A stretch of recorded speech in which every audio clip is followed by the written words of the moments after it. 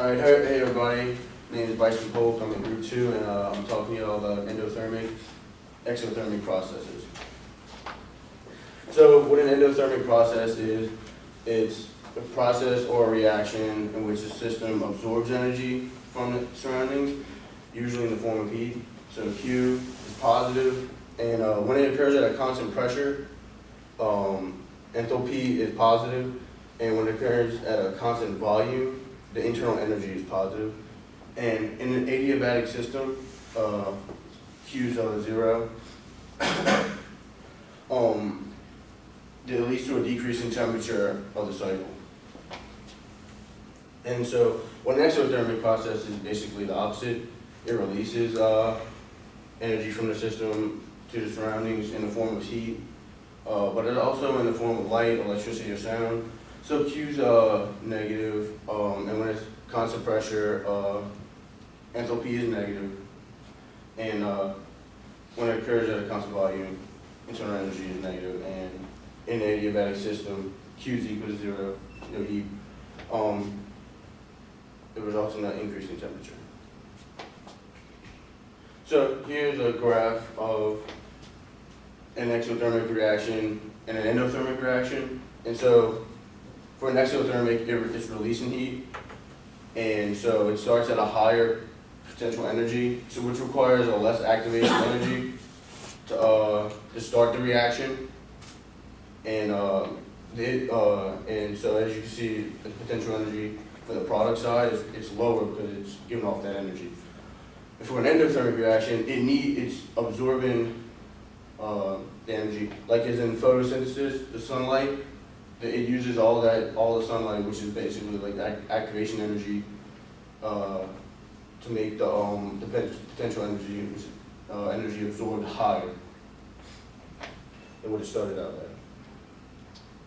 So some examples of an endothermic process is melting ice, cooking an egg, which I did this morning, evaporating water, separating ion pairs, and mixing water and ammonium nitrate, which is a common ice pack, which I'm sure everybody seen or know. And also, the biggest endothermic process is photosynthesis, which we need to exist on Earth, because if without oxygen, obviously, you would die. It's supposed to be CO2, H2O, and light. That's what makes the glucose and the oxygen. The light's the heat.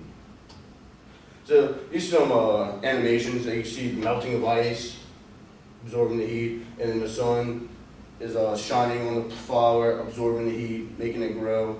Glucose as its food source. And cooking an egg, you can see it absorbs the heat from the stove and cooks your breakfast. So, and examples of like exothermic reactions: the candle flame, an explosion, condensation of water vapor, light, nuclear fission, or forming of ion pairs.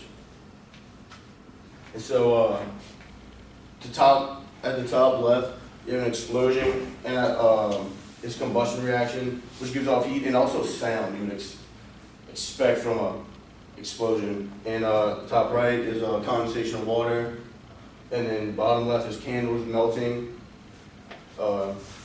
The fire heats the wick, and the heat goes out into the atmosphere. And then the bottom right is Goku from Dragon Ball Z. He gathers his energy inside and releases it, killing his opponent or damaging him. And that's the end of my presentation. Any questions? Could you explain a little bit more about how condensing water vapor is, you said it was an exothermic reaction? Yes. So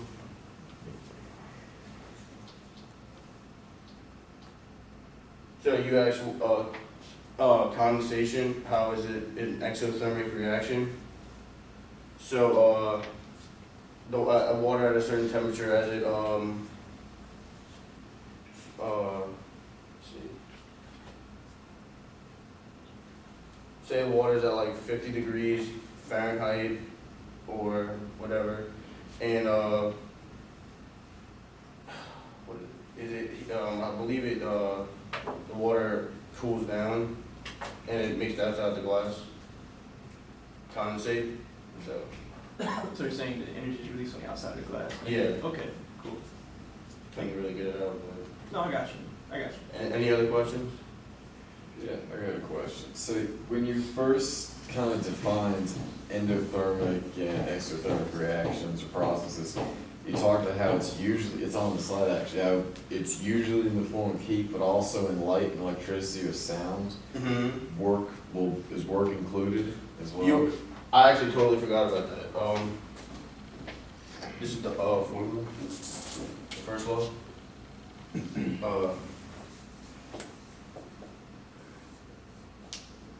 Then you can manipulate it.